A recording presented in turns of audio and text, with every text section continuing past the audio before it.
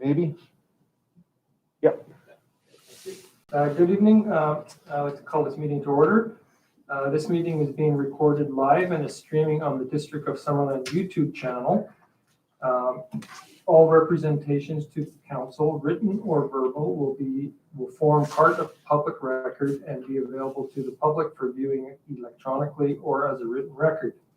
Members of the public are encouraged to register their name and civic address in advance of the meeting for public comment, found under items 8 and 15 by emailing corporateofficer@summerland.ca.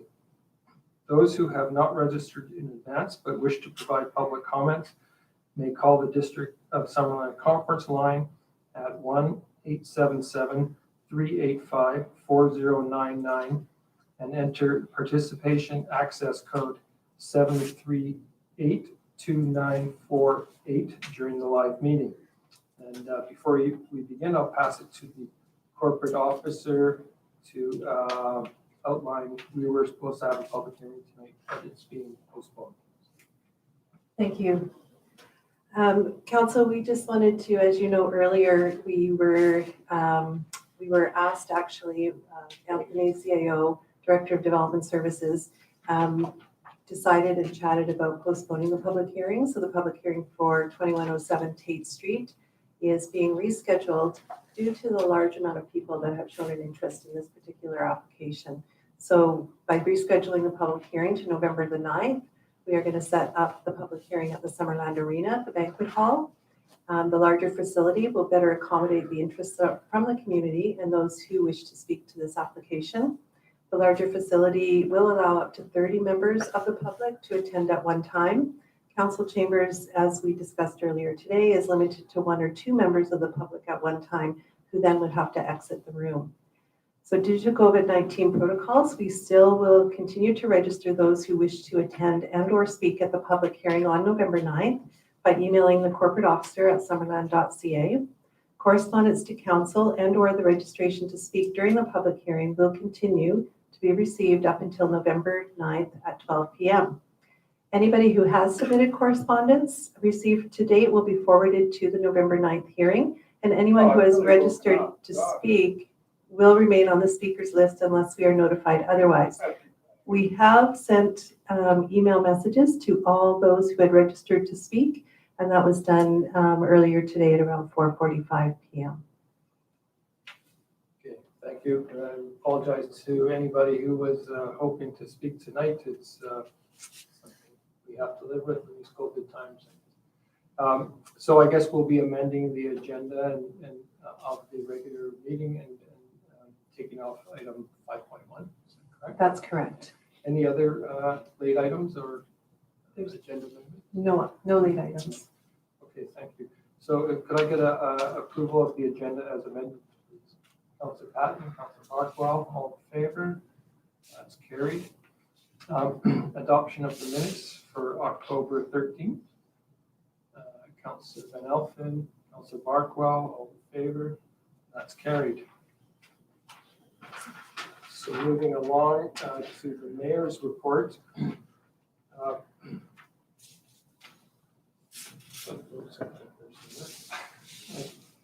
Okay, so we're still waiting for the mail-in ballots to be counted before knowing the final results of the provincial election. However, our mayor has indicated she intends to return to the council table in time for our next council meeting on November 9th. So that means you're stuck with me for one more meeting. The provincial election wasn't the only election held in the past week, and I'd like to congratulate Greg Gabriel on being voted in as the new chief of the Dickman Indian Band. As acting mayor, I sent a letter of congratulations to Mr. Gabriel on behalf of council, saying we look forward to building a strong relationship and working together with him and his council. Last week, I was honored to receive Summerland's first Remembrance Day Poppy from Legion President Mike Brazeau and Summerland Legion Poppy Chairman Doug McKay. Each year around this time, the Legion presents the first poppy in turn to the Governor General of Canada, then to the Lieutenant Governors of each province, and then to a local official in each municipality. The presentation marks the beginning of the annual Poppy fundraising campaign, and poppies are now currently available for a donation at many of our local businesses. All the money collected from the sale of poppies is used for the care and remembrance of our veterans. Due to the pandemic, there will not be a public ceremony in Memorial Park this November 11th, which means local businesses and organizations won't be purchasing wreaths to be placed at the cenotaph. So it's all the more important that this year we pitch in and donate to the Poppy Fund. The Legion is inviting members of the public to go to Memorial Park on their own time on the 11th, November 11th, to place the poppy on the cenotaph. Last week, I also had the honor to receive, on the behalf of the districts, Fortis BC's Efficiency in Action Award in the Public Sector Municipality category. This is the award right here. It's a pretty impressive wooden award. I can just pass that around if you want to take a look at it. This is an annual award that's normally given out at UBCM, I believe, but this year was held as an online event due to COVID. I think it's worth noting that Fortis nominated us for this award. We didn't go out and seek it. We were recognized for our efforts to reduce energy use in municipal buildings, specifically through our level 2 energy audits, replacing aging HVAC equipment with newer, higher efficiency and heat pump options, for upgrading street lights and lighting in the arena to LED, and eliminating the need for hot water when resurfacing the ice in our arena. All these efforts are saving taxpayers over $80,000 a year in $80,000 a year in energy costs, and are contributing to our efforts to make our municipal operations carbon neutral. As an aside, we've recently taken delivery of a new electric Zamboni. Summerland Arena is the first rink anywhere in the world to use Zamboni's new lithium battery technology on its classic 552 model. By retiring our vintage 1976 Zamboni, we'll be saving about 120 liters of propane per year. Last Thursday, I joined Councillors Carlson, Trainer, Barkwell, and Van Elfen, together with our CAO and other staff, as well as members of the media, for the official opening of the upgraded entrance to the municipal landfill. Improvements include a second scale, a new scale house, separate entrance for recycling, and a high voltage electric perimeter fence around the entire landfill to keep out wildlife. I'd like to thank Environmental Service Manager Candace Pilling and everyone in the Works Department for completing this necessary work on time and on budget. And on a final note, with Halloween coming up this weekend, just a reminder that we follow Dr. Bonnie Henry's advice for children to trick or treat in small groups within their local neighborhood. She also says we need to be sure we hand out treats in a safe manner.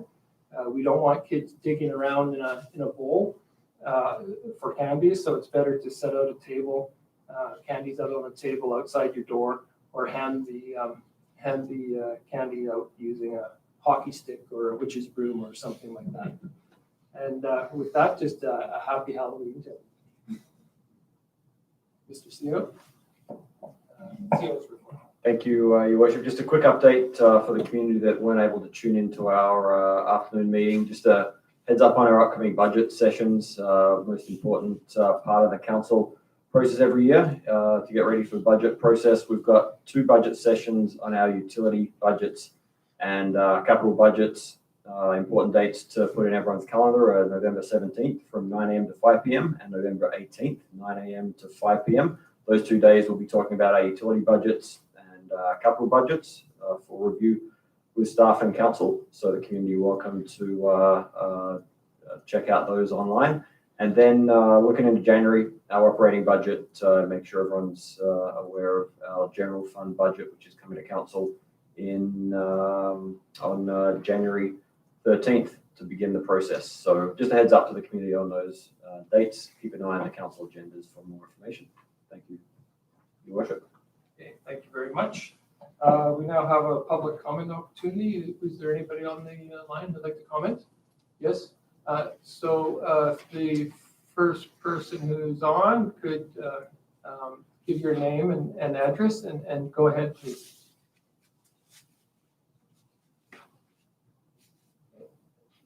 Is anybody on the telephone who'd like to speak? Go ahead, please.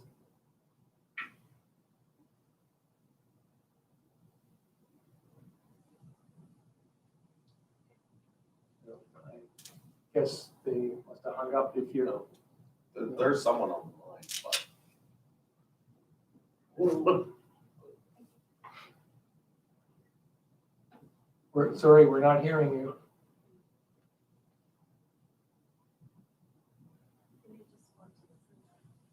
Okay.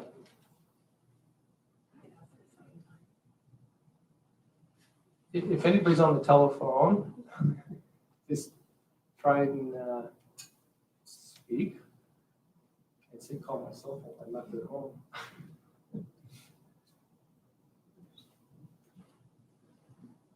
Yeah. Any suggestions? I just give 2 opportunities for anyone to speak and a few seconds in between, and then we can carry on. And there is a public comment period at the end of the meeting. So. Could we ask them to send an email if they're having problems? Oh, certainly, to corporate officer at summerland.ca. So if you're on the telephone, you're able to hear us. We can't hear you. So if anybody's trying to speak and can't get through, if you could just send an email to corporate officer at summerland.ca, and we can try and resolve that problem and get you on later in the meeting. So we'll move on to item 9.1, development variance permit. And I'll turn this over to the Director of Development Services.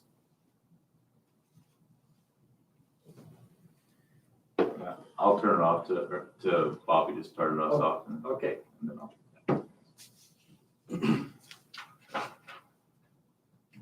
Thank you very much. So the District of Summerland has received an application for development variance permit 20-029 to vary offsite works required at subdivision for the property at 5010 Croyle Avenue. The applicant.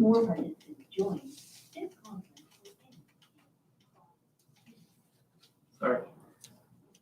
The applicant is proposing to vary Schedule C.5, Sections 2.03 fire demand criteria and 2.05 hydraulic network considerations of the District of Summerland's subdivision and development servicing bylaw.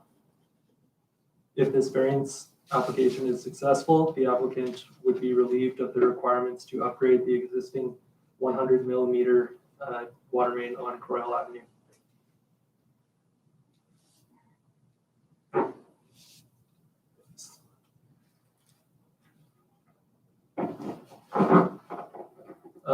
The subject parcel is situated on the west side of Croyle Avenue and is approximately half an acre in size.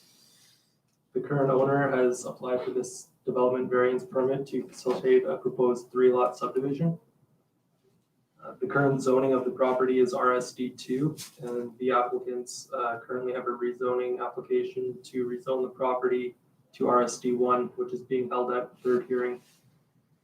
This low density residential use aligns with the OCP, and properties zoned RSD1 are permitted to construct Type 1 manufactured houses and single detached homes.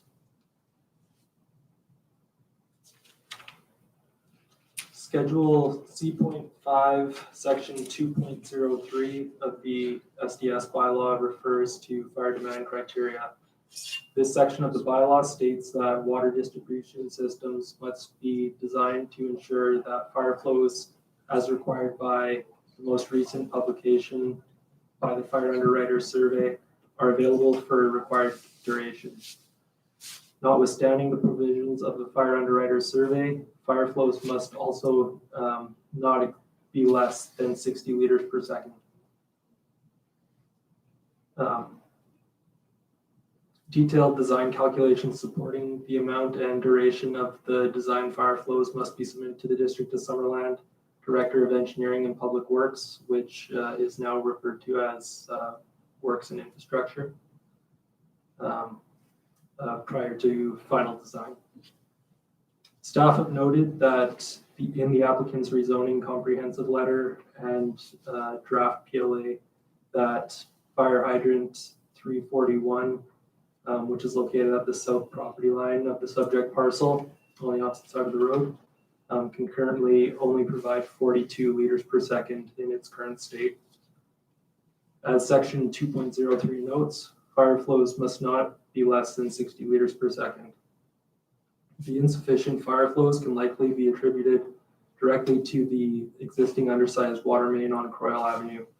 This assumption can be confirmed by water modeling, which is another one of the applicant's condition of subdivision to properly size the water main. Schedule C.5, section 2.05 of the SDS bylaw refers to hydraulic network considerations. The portion that the applicant is looking to vary is the portion that states the minimum pipe size for all water mains shall be 150 millimeters in diameter. The existing water main on Croyle Avenue is only 100 millimeters in diameter, and an assumption can be made that the future growth and fire demand criteria considerations have likely changed since this area was developed in the 70s. The variable that often governs the available fire flow is the diameter of the water main. Logically, the larger volume that a water main can convey, the greater the flows that are available. In almost any circumstance, a water main diameter less than 150 millimeters will likely not be able to provide 60 liters per second. This is why each of the sections proposed to be varied relate to each other. These sections of the SDS bylaw are in place to provide adequate fire flows to the fire department in order to protect the residents of Summerland. In addition to the requirements of the SDS bylaw and inadequate fire flows, as a condition of subdivision, each lot will need to be provided with a water service to service their eventual dwellings. Although the demand of a domestic water service is minimal, it would be an additional 2 services to a system that is already over capacity, as suggested by the inadequate fire flows. This may not be a concern of the applicants. However, staff recommend not supporting the addition of 2 more water services to a water system that currently does not meet minimum standards. The fire department and building officials have also noted that the proposed lots are located outside of the 10-minute fire response zone and will be subject to spatial separation calculations as per the BC Building Code.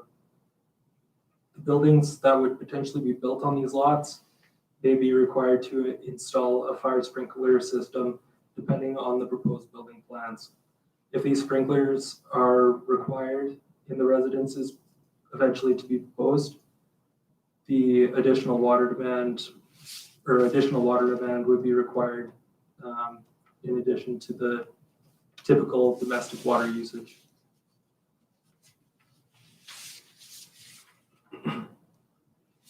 As a result of the requirements and concerns mentioned, the applicant is currently required to upgrade approximately 175 meters of water main from Wharf Street to the hydrant across from the subject parcel, hydrant 341.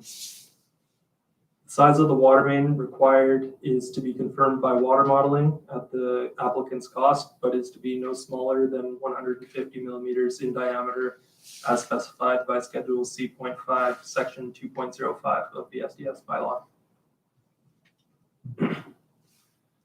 The applicant's rationale included the following points. The proposed subdivision is not intended to sell for profit, and that the applicants are both teachers with 2 kids who simply wish to add 2 lots on the property that they live on. The applicants had engaged Ecora Engineering to supply a rough cost estimate for the water main upgrades. The applicant recalls this amount to be around $150,000, in addition to road widening and servicing costs that are also a condition of subdivision. The applicant feels that this cost is too onerous for them, especially during COVID and one of them being a teacher on call.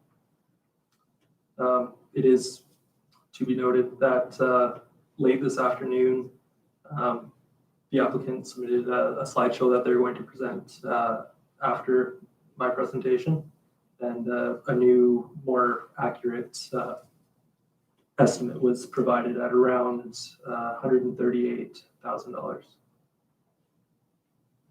The applicants believe that 3 other properties on Croyle Avenue have subdivision potential, and they believe that the cost for the water main upgrade should be split between all 4 properties. The applicants pointed out that each property on Croyle Avenue could also potentially build a carriage house on the street, effectively doubling the population of Croyle Avenue, and the addition of a carriage house would not trigger these upgrades as a result of building permit. For this reason, the applicants believe that the upgrades are not urgent in nature, so cash in lieu for the work should be accepted by the District of Summerland to satisfy these bylaw requirements.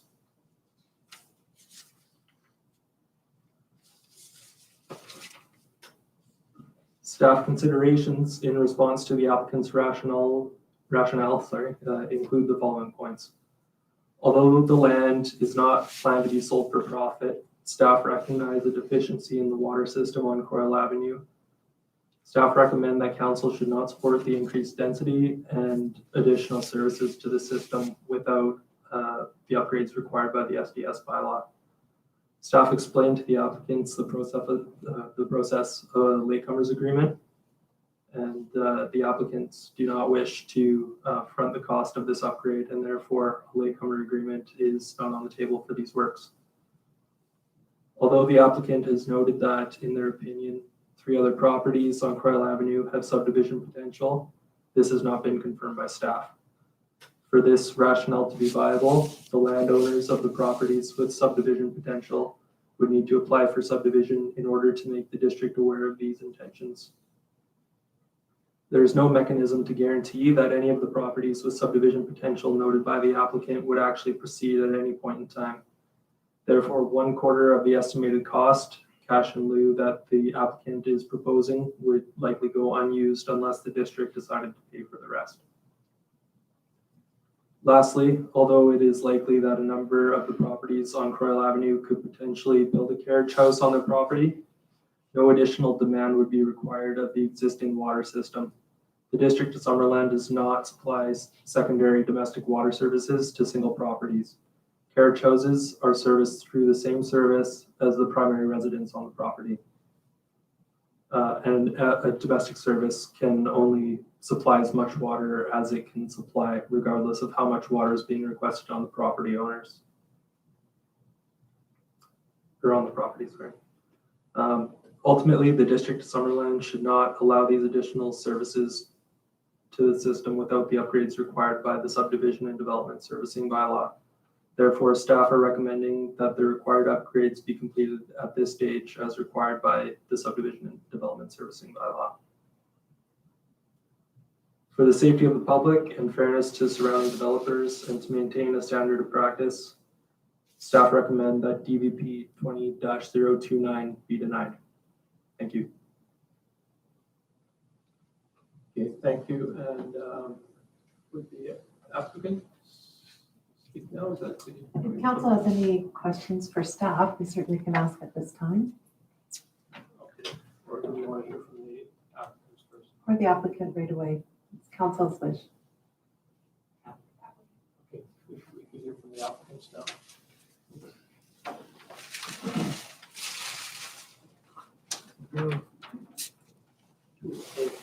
Okay, just for the record, you say your name and address. That's fine. Good evening. Thank you. We are Grant and Angela Evans of 5010 Croyle Avenue. Firstly, we want to thank each of you for your service to our community.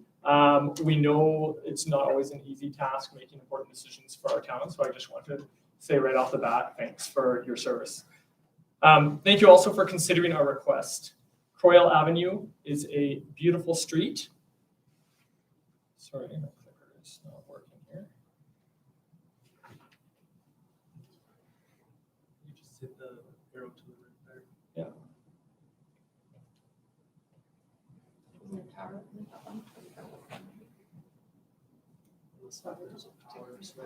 There There we go. we go. Is that the first one? I can click them if you just let me know. Sure, okay, thank you.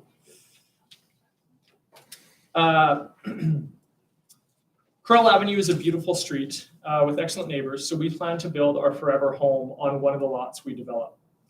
We are passionate about creating a positive future for our children and wish to build a home with a low carbon footprint, a zero-skip yard, and electrical infrastructure to allow for 2 electrical vehicle charging stations. However, when we received a review of our rezoning application, we noticed a huge obstacle between us and our dreams. As a condition of our development, the district is requiring that we replace a water main that stretches 175 meters from Wharf Street to the hydrant located across the road from the south end of our property.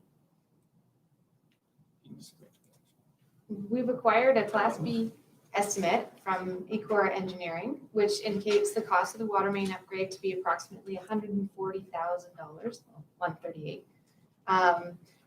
Contrary to the original Development Services staff's provided estimate of $52,500. This is in addition to the expected development costs, which of course we would have to pay, which is for road widening, adding services for 2 extra lots, development cost charges, all the usual personal costs. We're simply local residents living on Croyle Avenue who are trying to undertake a very small subdivision development, and these costs are very onerous to us. We understand why the current subdivision development services bylaw asks developers to finance the cost of this improvement. However, we are not developing a whole new neighborhood to sell for a profit. We're 2 teachers with 2 kids and a mortgage, trying to create 2 additional lots out of our existing property. Previously, there were 2 other subdivisions on Croyle Avenue. If you can bring that next, one more there, thank you. That were completed after the current SDS bylaw was adopted. Neither of these properties were required to complete this water main upgrade. Staff were unable to find any rationale as to why this was the case. So if you look at a map of our street, is that the next slide? You'll see there are 3 other half-acre properties that have not yet been subdivided. And because Croyle Avenue is within the urban growth area of the official community plan, we believe that all of these properties will eventually also be rezoned and subdivided, and that the cost of the water pipe should be shared between all 4 of these properties. Current water capacity and supply is meeting the needs of Croyle Avenue, and there's been no evidence provided to us that would mandate the water main be upgraded this time based on the addition of just our simple 2-lot subdivisions. We know that these current neighbors have not applied for subdividing, but we're thinking of the future, and that, maybe the next owner or the owner after that is likely, looking at the growth in Trail Creek and the hope for growth in Trail Creek. We're thinking that that is something that should and will happen in the future. Therefore, we propose, and if we can get our next slide, thank you. One more, I think. One more.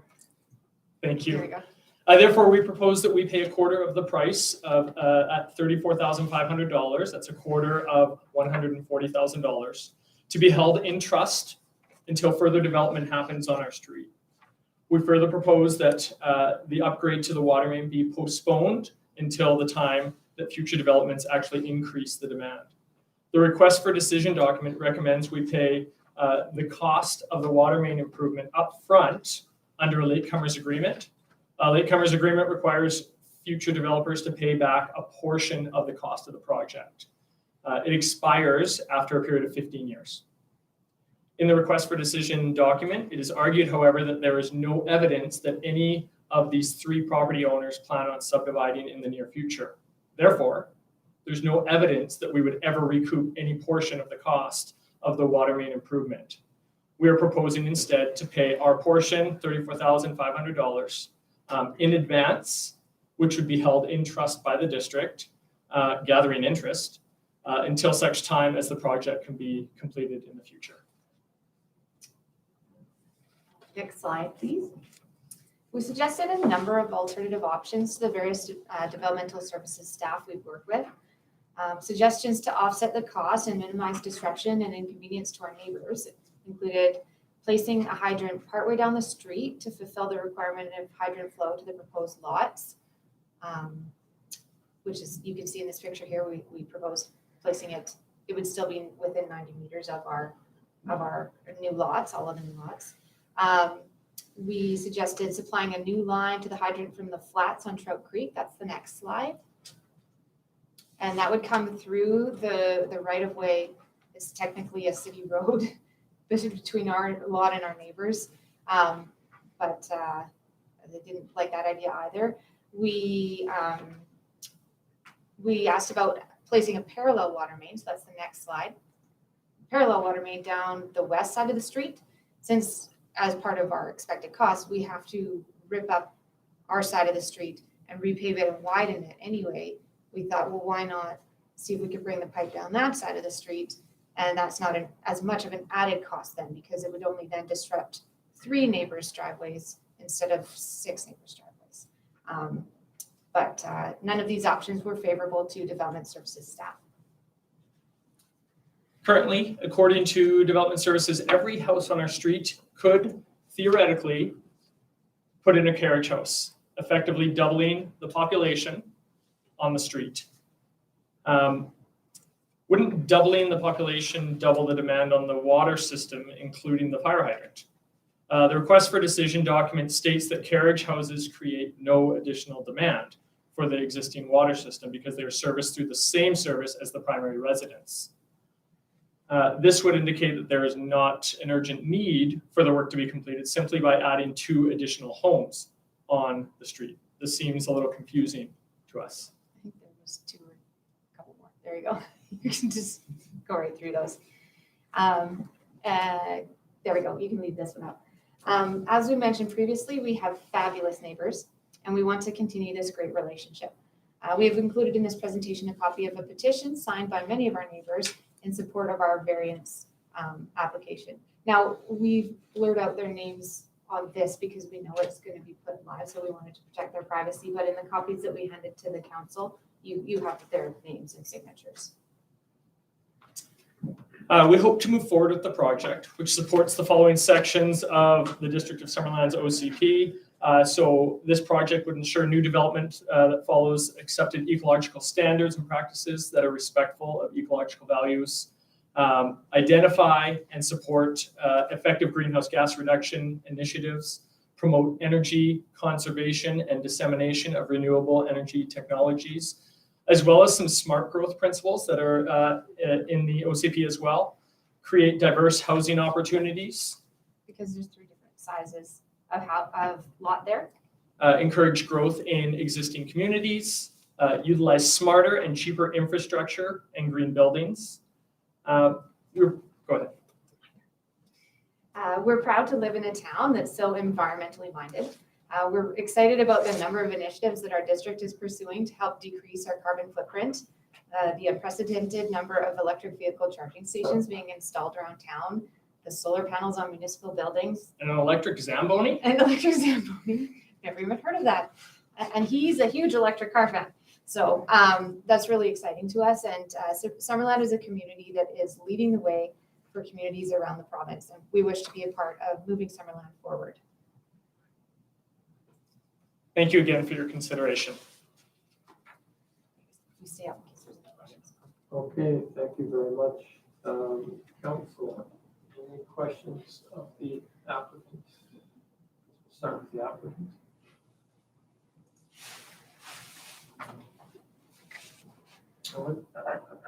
Questions for staff? Councilor Platt. Thank you, Mr. Mayor.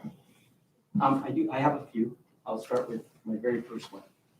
Hypothetically, this project doesn't go forward. We're sitting at 42 liters per second on a hydrant. It doesn't conform to 60 right now.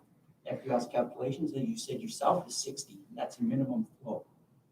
We're deficient as a municipality.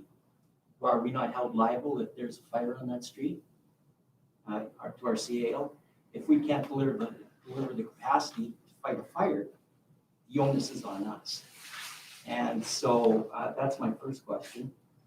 My second one is, if there's carriage houses built And new construction requires sprinkling because we're outside of the 10-minute fire response, and I realize you may not be able to answer this question. And the spatial between your carriage house and your single-family dwelling can't double the setback. Now we're looking at sprinkling for the carriage houses, which is going to be an increased demand on this system.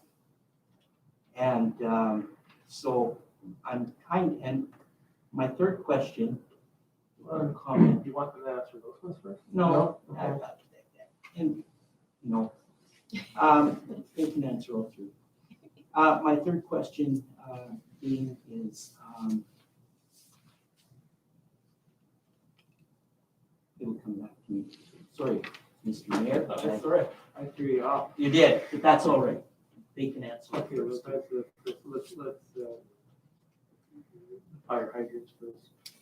Maybe have a crack at answering that one first, Your Worship, and then pass it to Brad and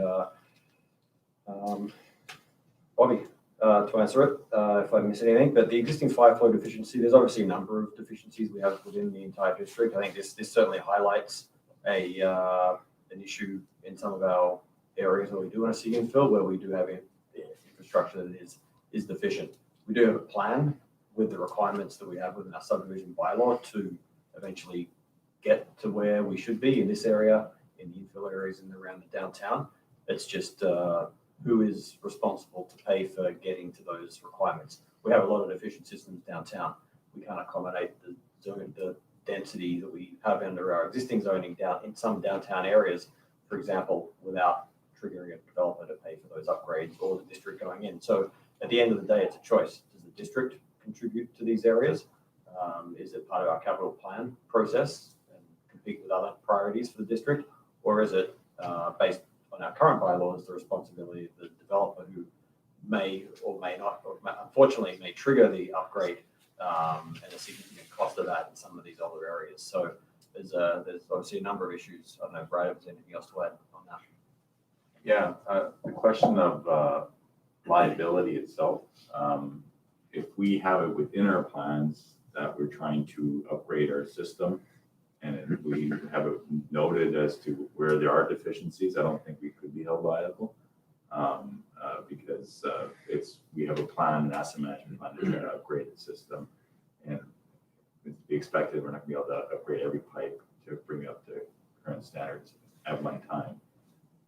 So the first question on liability, I think, I don't think it would be, that's my opinion, and we have chatted with the Director of Works about that question as well, and that was his opinion as well with regards to the capital plan that we have in place. The second question, for sprinkling requirements for carriage homes, yeah, that potentially could be a building code requirement depending on the flow requirements that are needed, and because they're outside the 10-minute fire response zone, that would be something that they would have to look at the building permit stage, and it may limit the amount of carriage homes that could be approved within that subdivision on that basis, given the flow, the current flow restrictions that are within that neighborhood. So it may not be theoretically possible for every home to have a carriage house on that cul-de-sac. I remembered my last question. The two-lot subdivisions that happened across the street. Do you have a timeline on when those were done?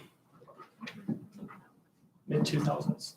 Yeah, if I may, Councillor. The first one was 5017 Croyle Avenue and the resulting 5091 Croyle Avenue. I came across these resources this afternoon. So my apologies for not being able to get to you guys earlier. But the first one that I've already referenced was January 2005 was when the PLA was issued. And the second one was 5207 Croyle Avenue and the resulting 5203 Croyle Avenue.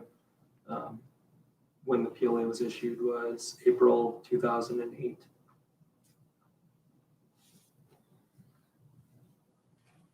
Thank you very much. Councilor Van Alphen? Thank you, Mr. Mayor. I can respect the fact that, developers should have to pay a portion of the costs in development. But this afternoon, when we were looking at the presentation on the Giants Head Road project, the Quinn Pool Road project was referenced. A 4-inch water main that had been corroded for years upon years and down to approximately 2-inch. And the reason that water main was replaced was because of fire flow in that area. There's been a lot of development on Quinn Pool. Carriage homes, house additions, apartment complex, townhouse complex over the last years.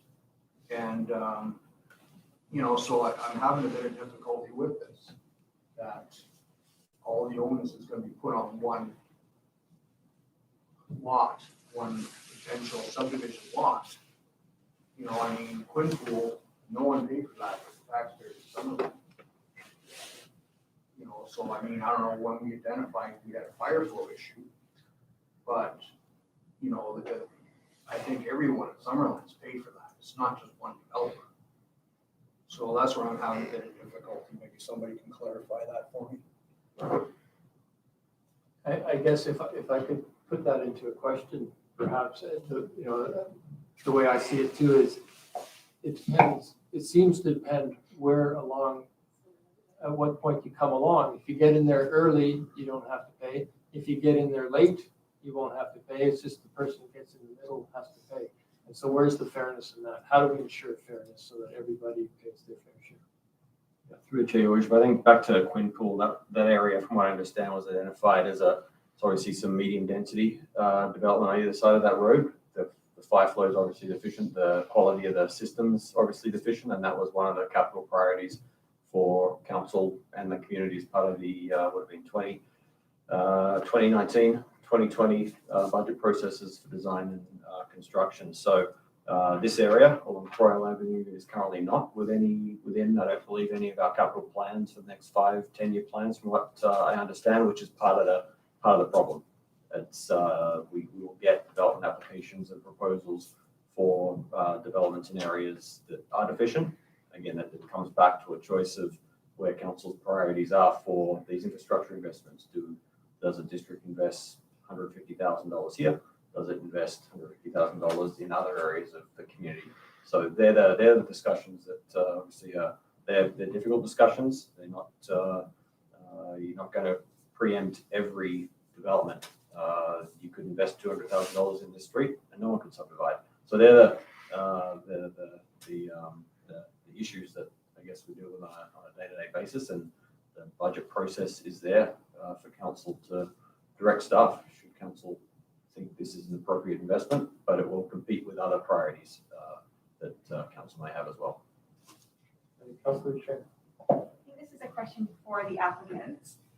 For option 3, can you hear me okay? Yes. Okay, so for option 3, you have a new water line going down the west side. Does that mean that you would put a hydrant, I guess, at the northeast corner of your property? Would there be a new hydrant? Yeah, that's where an additional hydrant would be. When we looked into that option, I don't know if you can hear me in the mic or not. Yeah. But when we looked into that option, we were told by utilities that to add a separate water line is not ideal, that they wanted to stick with one single line, which is why that was sort of shot down, that idea. Although, Okay. looking at a map of the utilities today, I noticed the one that went around to the neighbors, that map. On Nixon, there's water lines down both sides of the street. So I don't know if, it's obviously not never done, because it was done there. Another thing that was pointed out to us when we talked about coming through the Trout, what was that name of it? Trout Creek Flats. Trout Creek Flats, which I believe they turned that down because it was coming through private property and they get billed for their water, of course, right? So that makes sense. But one of the engineers told us that actually that would be a more ideal system because it would make a loop. So if, for example, we did bring it down the west side and just created some sort of loop with the hydrant across the street or the water line across the street, that actually does create more water flow somehow. I don't know, I'm not the engineer. But we thought it would save us a little bit of money because we're already having to rip up that side of the street for like half the street because our lot is so long, right? Okay, so I just have two questions then. The first one is, did you get a cost for that, doing that at all, or? No. No, just because we were told that wasn't even on the table, Okay. that it wasn't even an option. Okay, I guess so this question is to staff then. Are there reasons correct then for why they were not allowed to do option 3? Remind me which one's option 3? Having a water main down the west side just to the corner of their property. Okay, yeah, that probably has. So option 3 is very similar to option 1, and most of the conversation by staff revolved around council's priority of asset management. So for option 3,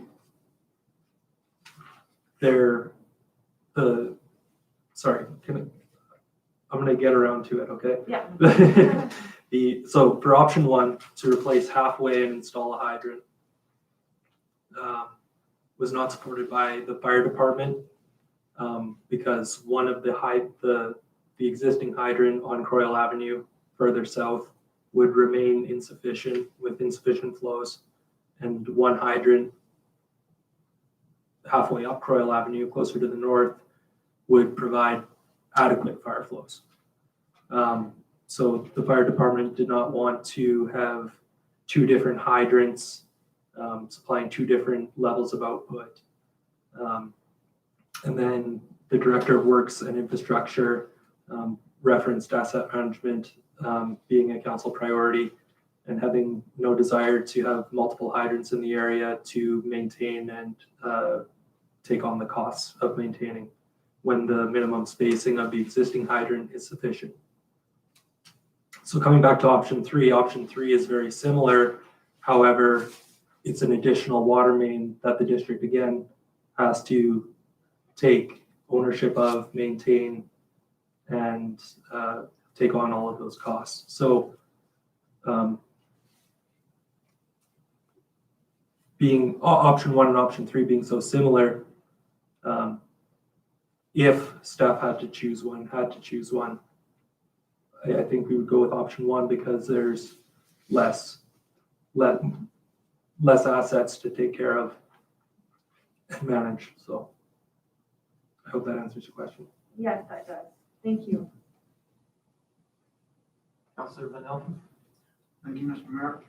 So that looping system going through that Crow Creek Flats, would that increase the volume?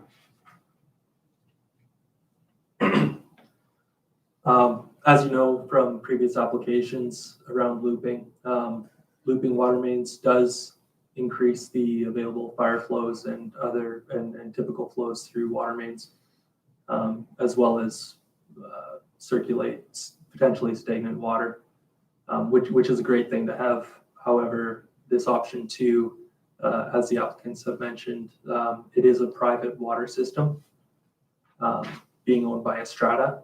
So the district would either have to have some sort of agreement with the strata to connect to that water system, and the water being put through there is metered. So another meter would have to get installed on the backside of the property going onto Croyle Avenue, and then we'd have to work out some sort of deal with finance to work out what the strata is using, and it's simple math, but just something that they're not set up for. Thank you. Another question. If I may. Just hang Oh, on. I'm sorry. Mr. Devon, Yeah, just to add on, we did have a discussion with the Director of Works on this option as well. And he pointed out that from his perspective that if this was to be considered, it would be our preference that the main going through the strata would become a District of Summerland main and not remain under private ownership, which could create an issue with the strata if we're maintaining a main strata. And as well, it would increase the maintenance costs that we're going to have to face in the future, because now we're taking over a main that would be previously private. But just to secure the connection, I think his recommendation is that we would retain ownership of it. Further question, if I may. I'm looking at a map and I'm assuming the red dots I see are fire hydrants. Mhm. So on Weldon Avenue, there's no fire hydrants at all?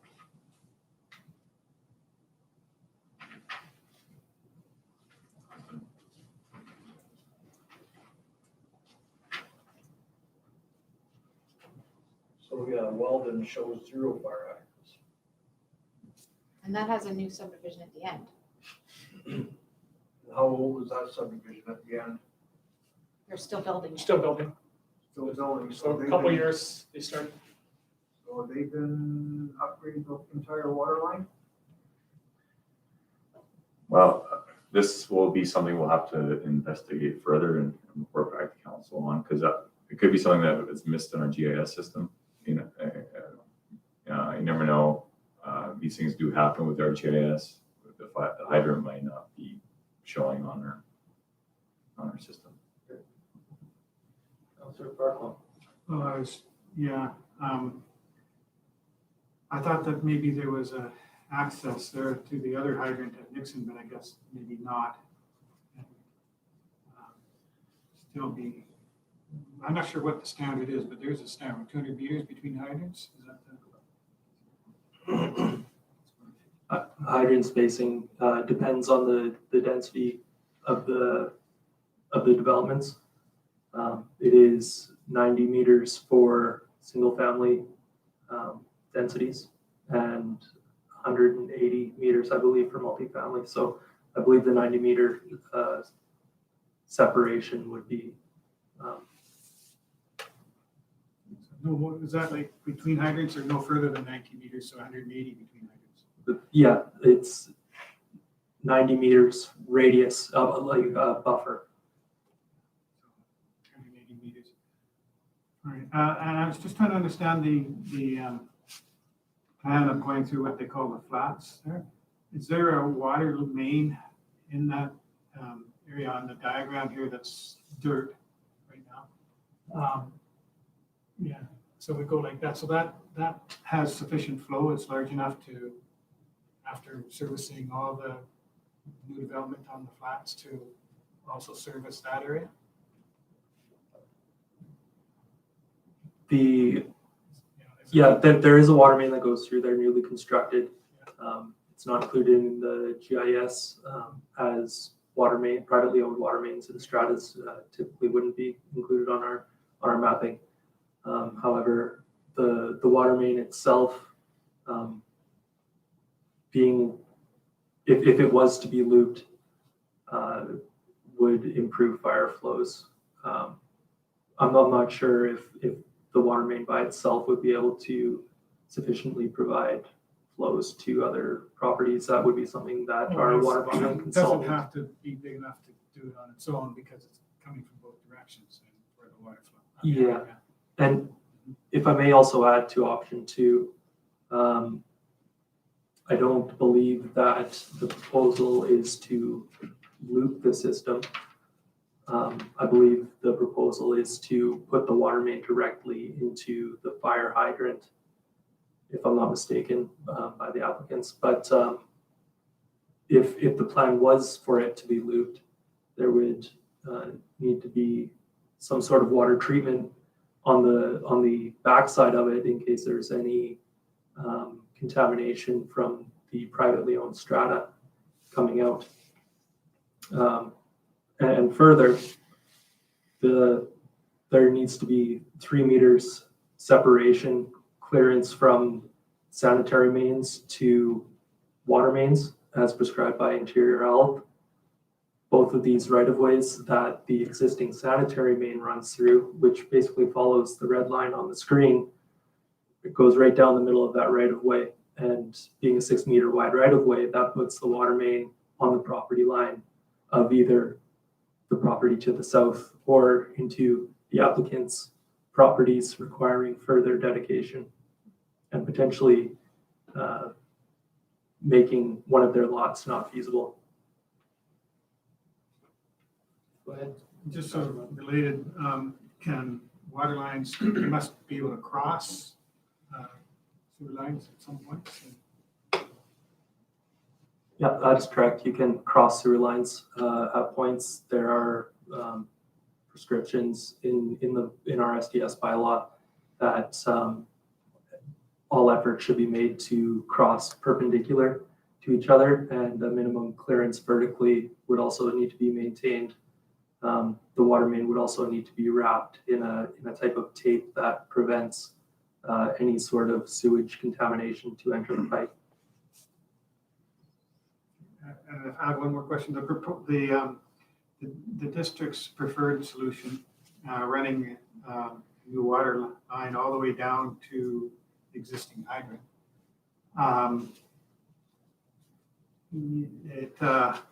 Does that also involve tying in new connections for each of the houses along the way? Yes, that is correct. Well, okay, so they don't want to consider running a line down the street and then looping it in at the hydrant point? We did propose that as well, twinning the line. Because And I've seen that done before. they said no to that as well. That- Yeah, if I may. The water line was installed in the 70s and is an undersized water main. And from council's strategic or priorities of asset management, staff decided that twinning the system effectively would not be a preferred option. For the trainer. Just as more a comment, a couple of years ago, there was a really big house fire on Woods, just past Stoner and Woods. And I remember there being, I think there was some kind of water flow issue that the fire department had at that time in the area. There was a fire hydrant at the corner of Woods and Wharf and the corner of Stoner and Woods. So I could be wrong, but anyway, that's just a point to think about, is that I'm pretty sure they had issues getting water to put that fire out. Councillor Van Thank you. I'm having difficulties. I apologize, but I am having difficulties with this Weldon Avenue. That this map's not showing the fire hydrant could be a mistake with their GIS. That's highly possible. And there's a current subdivision happening at the end of the street that's still in progress. I'd like to know further information on this. Is this developer at the end of the street having to upgrade the water line? What's the water line that's there? Are they responsible, to upgrade it? So at this point in time, I'd like to put a motion on the floor that we table this until we get some further information. I don't want to delay the applicants in any which way, shape, or form, but I just want to know what's going on. If we got one development on one street with 0 fire hydrants, and we're going to have a 2-lot subdivision on the other street, then I'd like to know what I just want to know the fairness of it all. That's all. And I apologize because I don't want to delay you in any way, shape, or form. But I just want to get the information, in front of council if possible. Can we get that now? Yeah, if I may. If we all have time to do so, I could ask our CAO to turn on the as-built layers of the GIS, which might include a drawing of what is constructed there. If it, there's a fire hydrant there. It's just smaller. Okay, and the pipe size, 200 millimeter, 150 from a tube.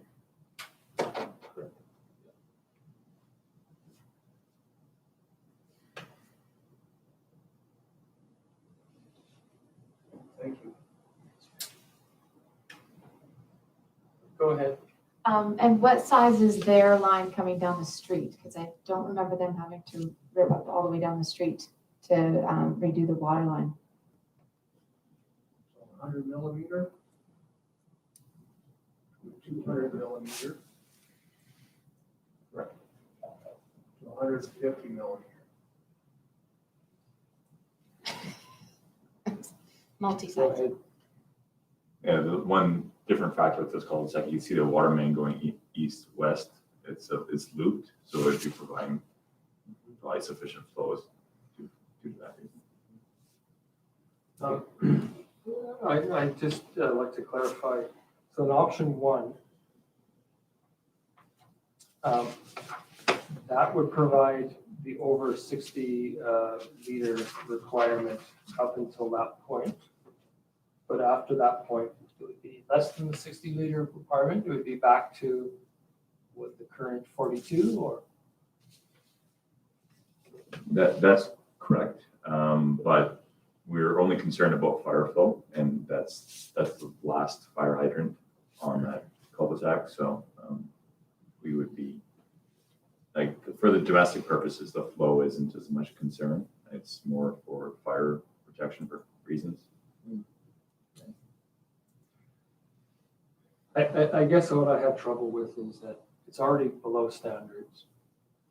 And we're asking the applicant to bring it up to standard for the whole street. And it's not acceptable that we just bring, that they can't just bring up to standard to their property line.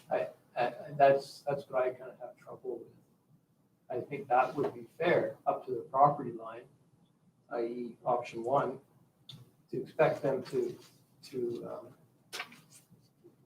basically subsidize everybody else on the street for something that ought to be done anyway. I don't really see the fairness in that. Councilor Barton. Well, we can't exacerbate the problem by adding more housing in the area where there already isn't sufficient fire flow, but I think like you, there has to be a certain fairness thing. I would really, I don't want to mandate it, but I would like to see staff seriously reconsider the idea of running a parallel line down to at least the hydrant, maybe further, and looping it, because then it's going to have two benefits. They'll save money because you're not hooking up all those houses, and every time you hook up another house on the line, you got to shut their water off. It's expensive, and we will get the benefit of looping. And I know of other streets where that was the decision in the end, that they did the looping. One line didn't have to reconnect everybody's house along the way, looped it at the end where the fire hydrant was. So it's, I think that, they don't necessarily want another pipe in the ground, but it is also providing a benefit and providing the infill that we like.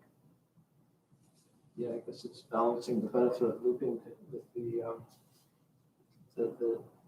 having to have more assets to look after. And I'm not really sure what the cost benefit analysis of all that would be.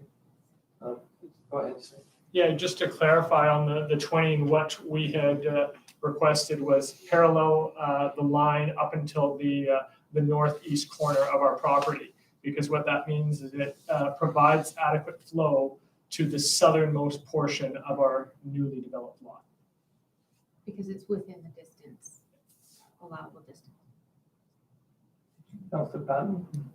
Thank you, Mr. Mayor. I'm in agreement with both of you. I think that, but when I look over the proposals, I see that there is an offer on the table that $34,500 be held in trust.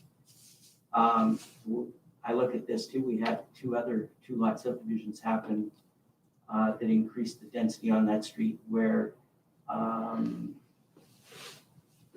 no better terms, we missed it.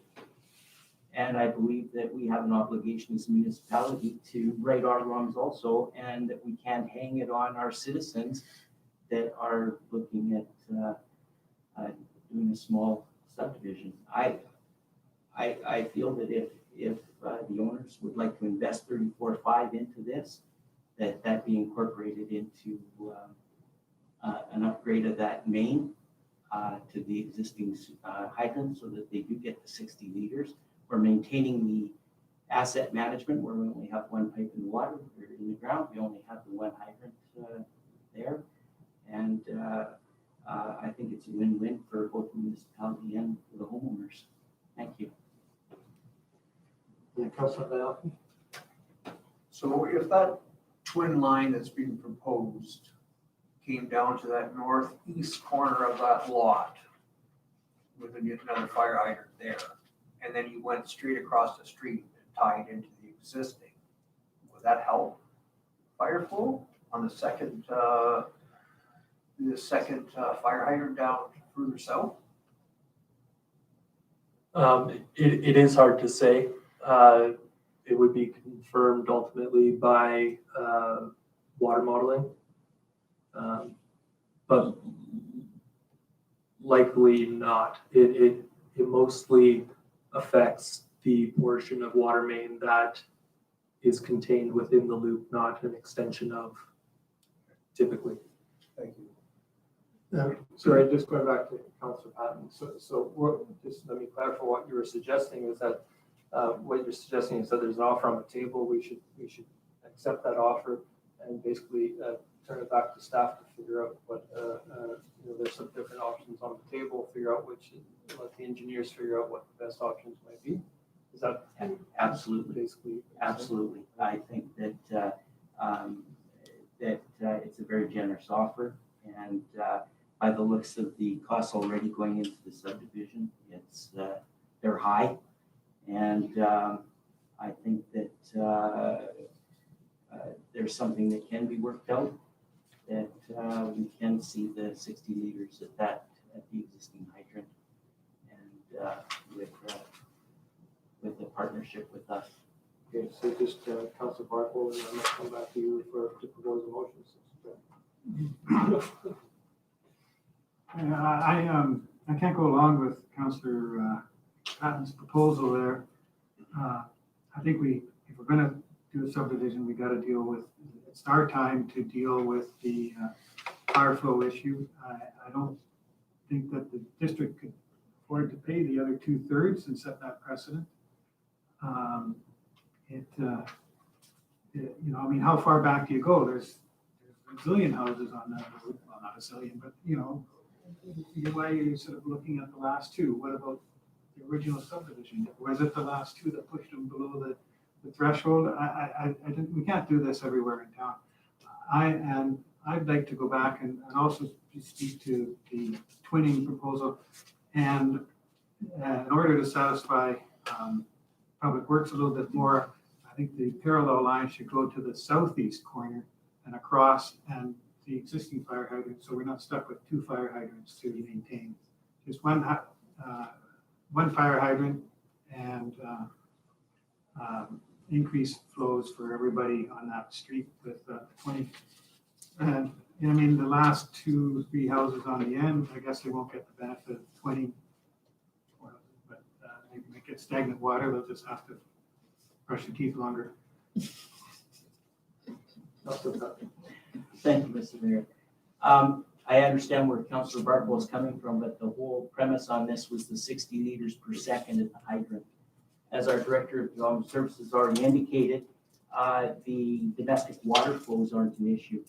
So if we get the minimum 60 liters per second to the hydrant, that is what we're looking at. The other 3 houses towards the end of the block, or the other 4 houses, still will maintain their domestic water flow that, as our Director from Development Services said, is not of concern.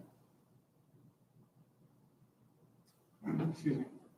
Go ahead. Yeah, how are we going to get but you're still expecting the district to pay for the rest of the cost of getting the flow to the hydrant on that location? Because there's a lot of hydrants in town that don't necessarily have the fire flow requirements. And we can only do it, this is the only way we can get it done. And I agree, but I don't think that 175 meters of 150 or 6-inch pipe should be borne on one person. Especially when 2 other 2-lot subdivisions in the last 10 years have gone in. And it wasn't called for at that time. Do you think a third is fair? I think a third is more than fair. And then but we wouldn't have it in our budget to pay for the rest of the cost of hooking up the, so We are going into budget coming up in the next couple months. Okay, Councilor Van Alphen, and then I'll ask for somebody to motion. It was, thank you, Mr. Mayor. It was indicated earlier that, you know, we are, as a district, we can't be necessarily held liable because we know there's a problem and we're working on it, right? And I have to agree with Councilor Patton. I don't think it's fair to put it all on one small development. You know, like I say, there's been 2 other developments, subdivisions done on that street, and there's potential for some more. So if we took the money, I think it's a generous offer, and we put it into a trust fund, you know, as indicated, as other people possibly want to subdivide, or those houses get sold and someone else has to wants to subdivide, you know, we can deal with it. You know, that's the other way of looking at it. Do we have to do it tomorrow? We know it's an issue that has to be done in the future. It's an issue that had to be done a long time ago, and we haven't done it.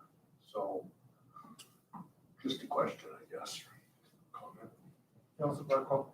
if you want to speak to the equity issue, I personally aware of a 3-lot subdivision, 1 lot into 3 like this, the end of a street, and the developer paid for the tweeting of the water line all the way, about the same distance, 150 meters or so or more, because water flows and a fire hydrant were required at the end. So if that developer paid for it, why doesn't this developer pay for it? You know, I understand there's sort of an equity, you're thinking going back to 05 or whenever those ones were split. But at some point in time, you start to catch up with these things, and that's where you got to draw the line. Mr. Devitt. I just, this is new because I'm new to the district. This is new information to myself as well, that just some information that council to be aware of as you deliberate, that the current subdivision development servicing bylaw provides an exemption for any subdivisions that are basically creating 1 additional lot. So any 2-lot subdivisions would not be, applied the same requirements as a 3-lot subdivision, and hence the reason why we probably couldn't have taken anything from the previous 2 subdivisions in the property. Councilor Chang. Sorry, just on that, maybe I'm not understanding that correctly, then if other properties were to subdivide into 2, then we couldn't take money from them. That's correct. So that whole buy-in then that Councilor Patton has proposed wouldn't work. Is that right? Am I understanding that? Because this is a 3-lot subdivision, right? Exactly. And so that's why it's triggered this. That's right. So if the rest of them are only 2, then they wouldn't have to pay. Is that what you were just saying? Am I making sense? Unless it was through a latecomer agreement where the third contribution that's being proposed is applied to the other parcels that could be developed. So there would have to be a separate agreement that would go over and above our subdivision and bylaw development bylaw requirements. Okay, even though they're only dividing into 2 instead of 3? If the latecomer agreement was a solution that could be worked in, the latecomer agreement would apply a charge at the time of subdivision to those parcels over and above what the subdivision development bylaw requires. Okay. That's correct. Okay, thank you. So if you considered it a 2-lot subdivision?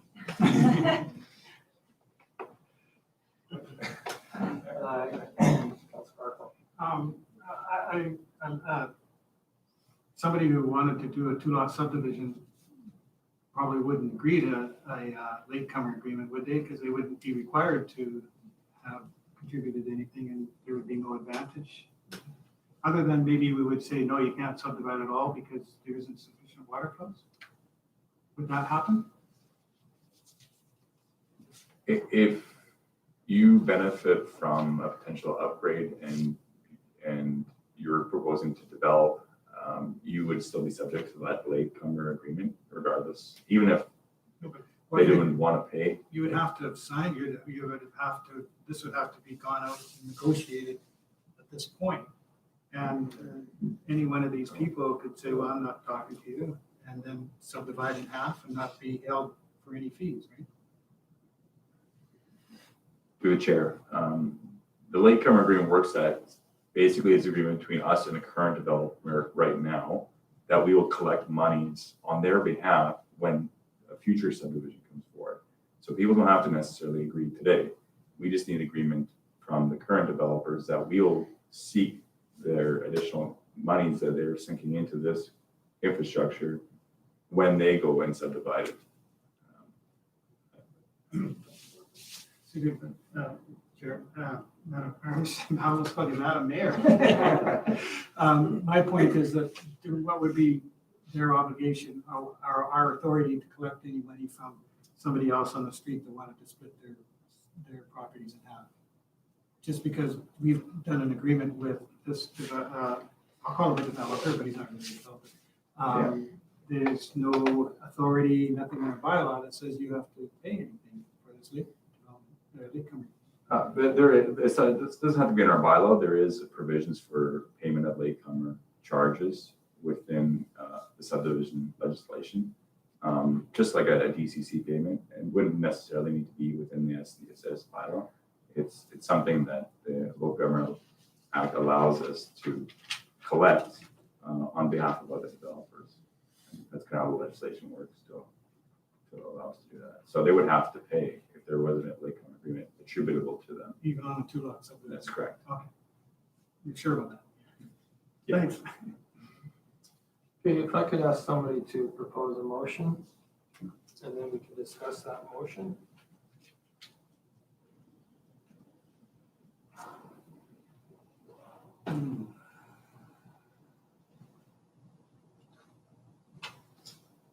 Nobody wants to bring forward a motion?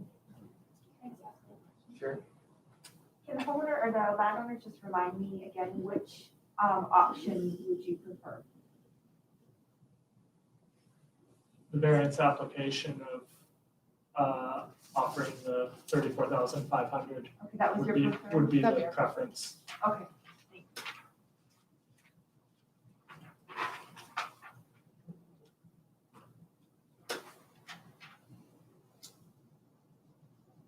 Seems we've come to a bit of a standstill. Councilor Barclay. Well, I'm just, I have what I would like to propose, but I'm not really sure how to, how to word it. When I look at the wording of the existing, or the motion as it's written in the agenda, I'll take a stab at it. And you can either pass it or defeat it or amend it. Maybe just say what it is you're intending. Well, my intention is to put forward a proposal that they be given a variance for our, whatever rules that we're here in this agenda. It's very long and complex. And that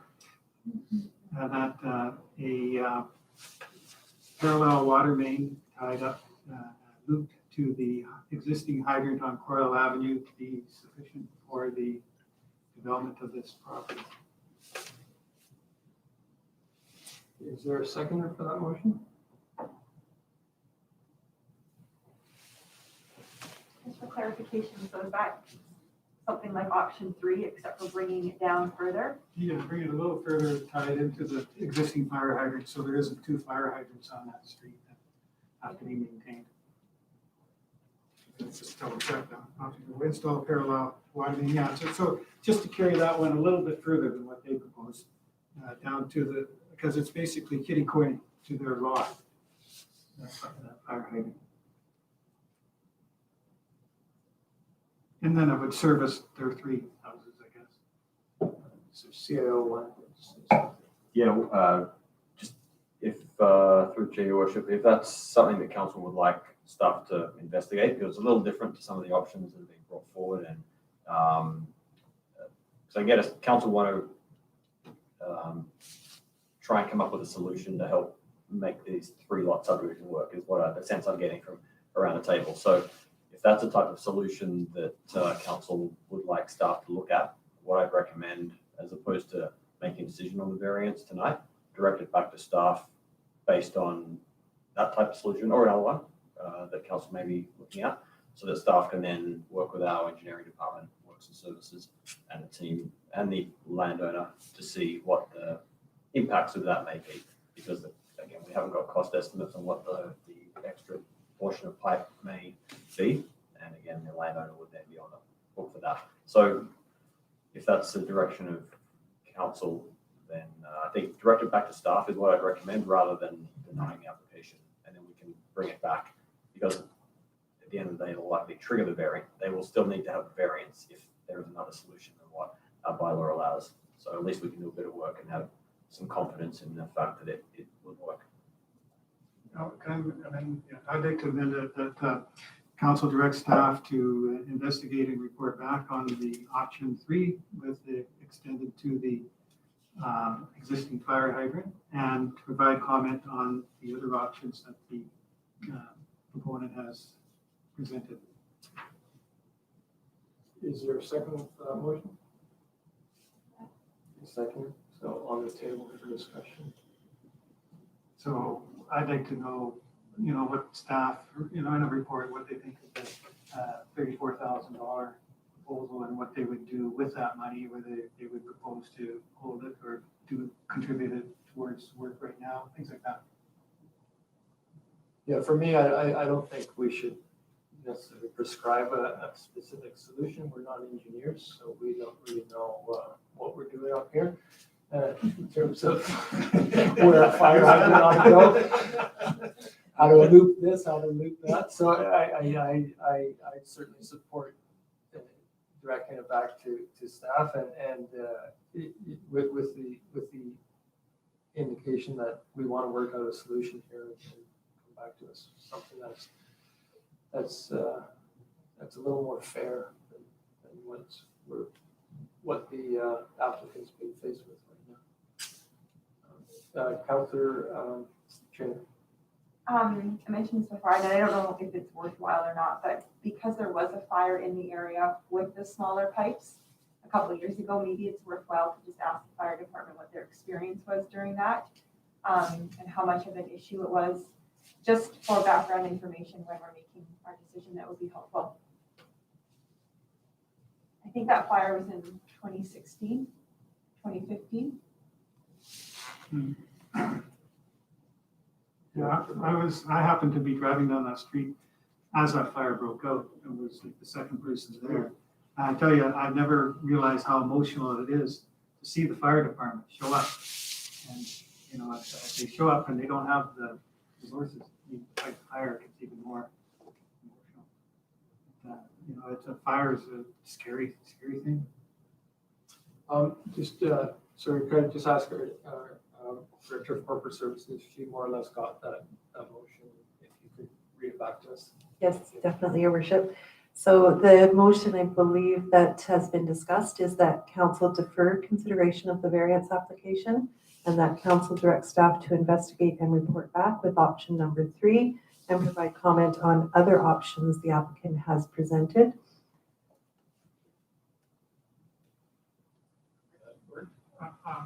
Option number 3, including extending the line all the way to the existing fire hydrant, because the option as presented by the proponent only goes to their northern property line. So option 3 with variances. Yeah. Variances to variance. Yeah. Councillor Van Alphen. Thank you, Mr. Mayor. Yeah, this is a difficult one because, like I said before, if it was a 2-lot subdivision, it wouldn't trigger anything.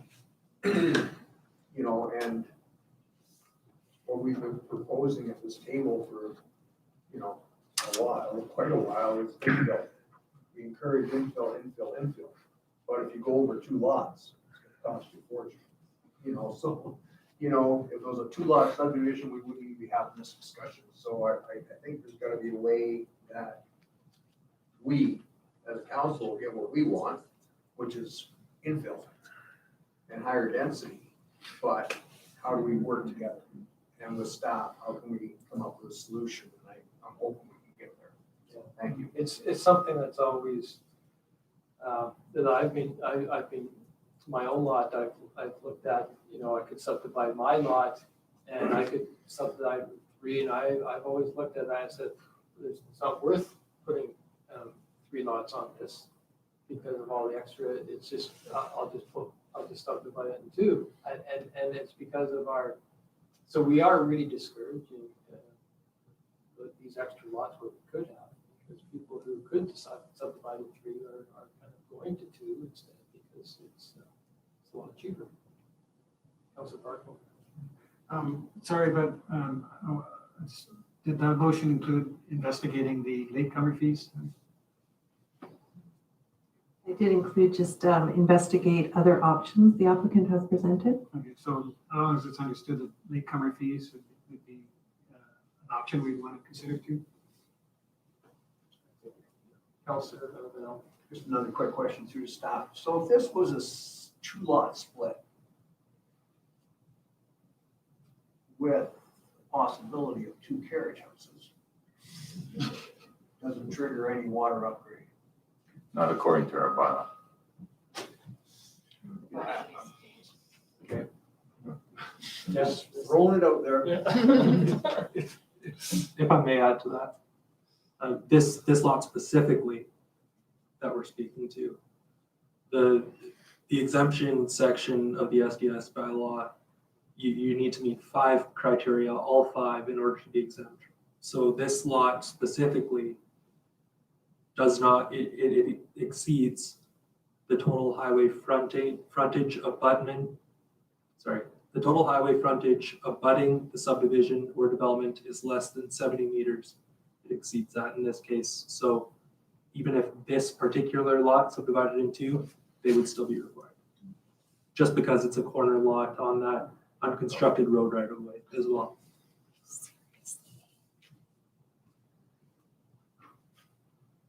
We'll need a workshop on this. It's getting more complicated. I'm not feeling bad because I'm not a development services expert. Anyone else? Councilor Patton. Thank you, Mr. Mayor. To our CAO, could you please remind me on a latecomer? The latecomer is paid in full by the applicant, and then over a period of time as other developments happen, then the district collects the monies on their behalf? Correct. So the first person in would pay 100% of the costs, and then up to a maximum of 15 years have the ability to get contributions from any benefiting parties. That's if a private owner contributes upfront. If it's a district project, there's no timeline. It's a forever cost to the attributable properties. Man. So in this case, if we went by the figures that the applicants, the Evanses have submitted, and we're looking at, say, $138,000, they would have to pay that up front, and then on a wing and a prayer, hope that somebody down the street is going to develop to get their monies back within 15 years. Is that kind of Based on that is? it all depends on the time for the adjacent or the benefiting property to come in. So it's up to those properties that are redeveloped. But following up on that, if we did it and we accepted their 35,000, there'd be no time limit on when we could recoup. Correct. But the council would have to budget the remaining 2/3 or the remaining portion of the project as part of the capital budget process.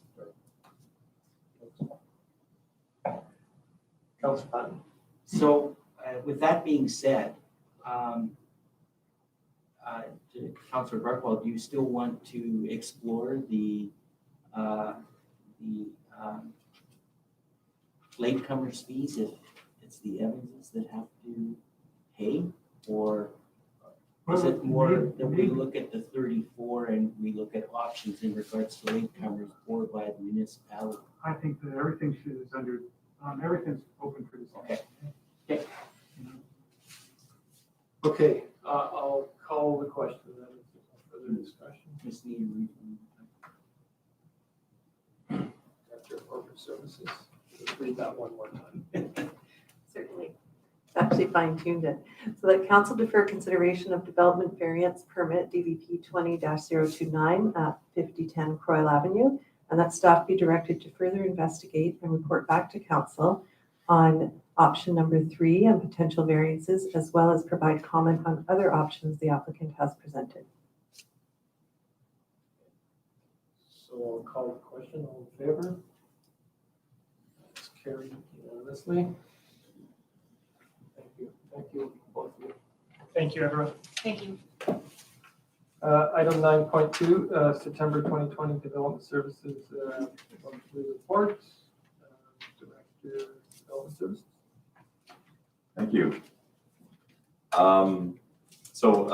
This report was done for the month end of September of 2020.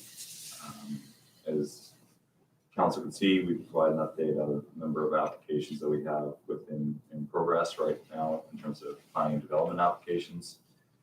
I'm not going to go through each one, but you can see our applications to date on the second to last page here. This past year in 2020, we've seen most of our applications have dropped a little bit from the year before, except for development variance permits. We haven't had a number of variances come forward in 2020 to council for consideration. That's something we think is going to be hopefully rectified with the zoning bylaw update that we brought forward at the last meeting. Construction value for end of September is 27 million, which is actually pretty decent given the current COVID situation we have.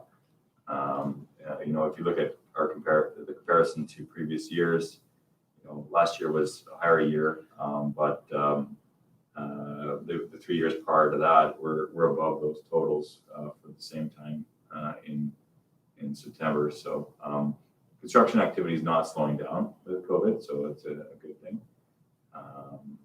for the district and for those that work in the industry. And that's pretty much it. If there's any questions.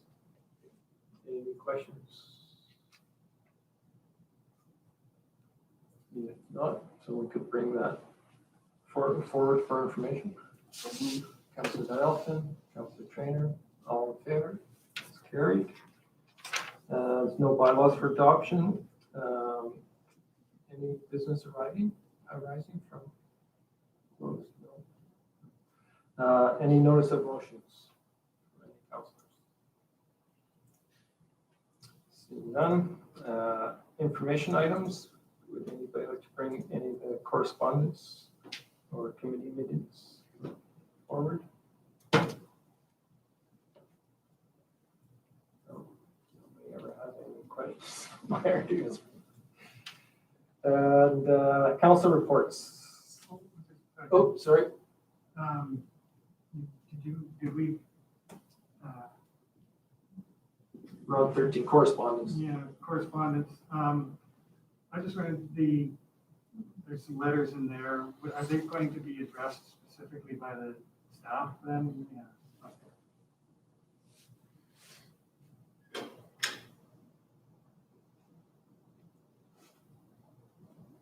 That was all right. That's good. Okay. So, council reports. Councilor Van Elfen. Thank you, Mr. Mayor. Not a lot to report. It's just unfortunate that we don't have a film company doing a Christmas movie right now with the lovely snow. But nothing else to report. Thank you. Councilor Trainer. Nothing to report tonight. Councilor Patton. Nothing to report. Okay. Councilor Barkle. I enjoyed a tour of our new upscale landfill facilities. Everybody else? Yeah. Great. Okay, so now we've got the public and media comment period. Is there anybody on the line? No, nobody on the line. And so I just need a motion to adjourn. Councilor Patton, Councilor Barkwell, all in favor. And the meeting is adjourned. 7:34. Well done, Mr. Mayor. There you go. Thank you.